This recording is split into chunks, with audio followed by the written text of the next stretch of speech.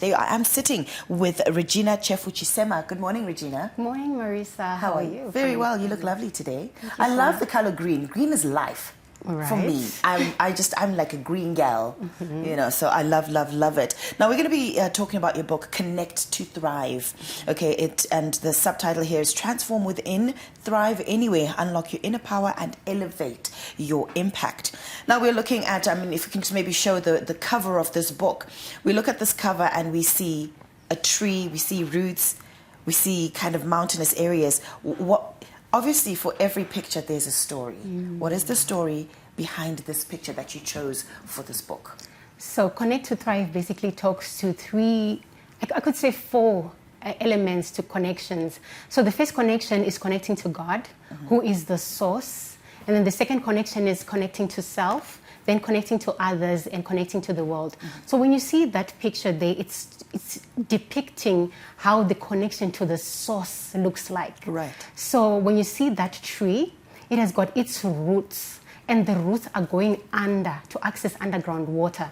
So if you have planted a tree, you will see that during the first months or first year, you are irrigating, you are actually watering that tree.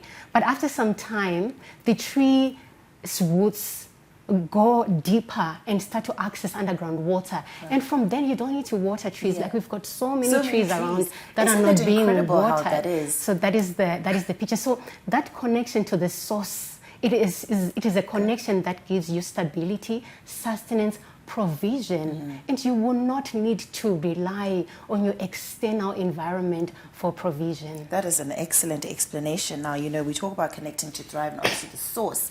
And this, as I was flipping through the pages, a lot of scripture in it. Obviously, God is our source. Okay, so tell us your approach to connecting to the source.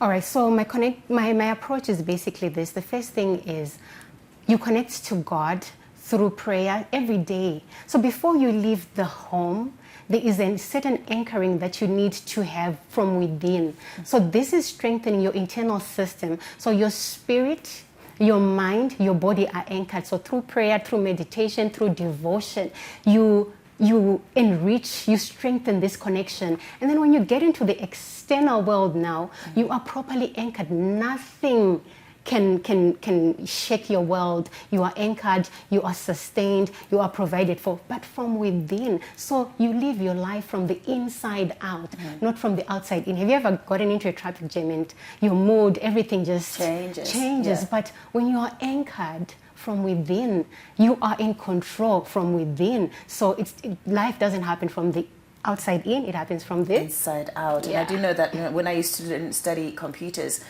giggle was the word, and it's what goes in goes out. Do you know what I mean? Exactly. So whatever you put inside yourself is what comes out. Now we talk about this whole Christian aspect of life. Now you do know that some people are not Christian, some people do not believe, or whatever it is. You are a psychologist by profession. Yes. Okay. So helping a person who's not really biblically inclined and who doesn't really believe in that aspect, how do you help them also connect to thrive, and what do they connect to as a psychologist? And I love that, because basically the book itself is a transformation journey. Right. So it revolves around, or it borrows from my experience, and you will see that the tools in the book are basic psychological tools as well. But now what I did is, because the generic belief system, especially in Zimbabwe, is Christian. Right. So I said, listen, how do I make this relatable to the normal, Zimbabwean who's walking around, or to the normal, the majority of the people walking around? And I said, let me now use examples, some biblical principles to ground the message, to ground the instruments that are in the book, to give evidence and examples. So I talk about the story of Eve. This is a generic story. Even a child who's not a Christian, who's knows Muslim, the story. If they just read the story, they can be able to understand the lesson behind the story. It's just like the story of Jonah. You don't need to be a Christian to really understand that this is a story about obedience. So you'll see that the Bible is just like a novel, It really is. You can still read it if you're not a Christian. Yeah. Yes, and I'm a multicultural psychologist, so you still see that if you go through this journey without being a Christian, you'll still be able to benefit from the Okay, and I am reading your bio here, and also says that you are a an licensed psychologist, obviously, mental health and wellness advocate. So sometimes when you're just a little bit discombobulated in your mind, you cannot thrive and you cannot connect to anything. Because I can give you an example of myself. There's a time when I was in a dark space, and reading the Bible for me was a no-no. Listening to anything gospel was a no-no. Listening to anything non-gospel was a no-no. Thriving to get out of there, even in the mental health, as you are an advocate to that, what stance do you put in your book to help people who are in a dark place and they can't actually pull themselves out of the system? And you know what? I so much resonate with you. I think it happens to all of us as Christians.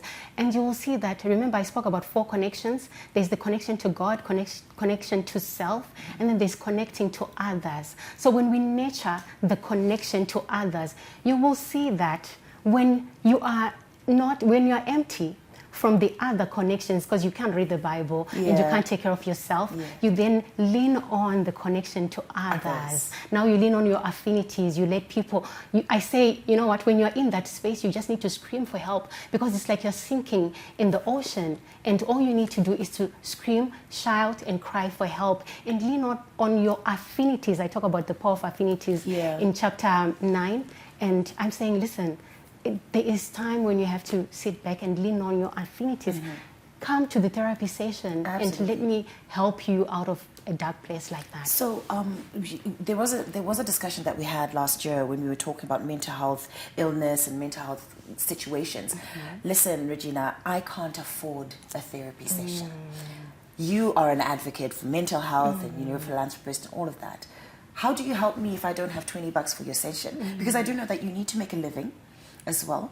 So in a situation where our country maybe is going through some economic hardships, how do you step up and actually help or do pro bono work or whatever it is to help people get out of that so that they can actually be able to connect with self or with other affinities as well? You know what, it's like you were there before I started writing the book, because the reason why I actually wrote the book is to deal with that issue. Because it's me now saying, listen, I've been dealing with so many situations in the therapy room. These are the experiences that I'm getting from people who are coming to seek help. Let me look for a way that I can be able to reach a normal person who's on the street, who might not be able to get the privilege of coming to the therapy session. So you will see that my book will also is a way of reaching out to those individuals who are out there. But you know what? The help is not limited to that. We have got systems that are working effectively in our society. The church system, the school system. These are support structures that are there in our communities to actually help people who cannot afford to get into the therapy session to also get help. There is help, guys, anywhere and everywhere, and it is also free, and it comes in the form of books, it comes in the form of speaking to each other, it comes in the form of going to therapy sessions. And Regina here is telling us all these forms, and you know what, I'm actually feeling a little bit excited in my spirit, because at the end of the day, this is really what we need in our community, to be able to help each other get out of certain situations and to really just connect back with our creator, the source, as you call it. Now, where do we find your book, Regina? So the book is available at Typocrafters bookstores, Herald House, corner Joyce Silundika and 2nd Street. That is right here, guys. That is right here. We know and we got it. So, and it's also available on delivery. Okay. You so just people need to get in touch with you? Yes. Okay. Where do we find you? Can I say the number? Absolutely. You can speak it through that camera. All right. It's 0784 166 887. 0784 166 887. Excellent. And where do we find you on social media? It's Regina Cheerful, YouTube, Instagram, Facebook, TikTok, and X. And X as well. Regina LinkedIn as well. I'm also on LinkedIn. Oh, is it? Konapo, Ipapo, Bazetian Prime, DSTV channel 294, the place to be.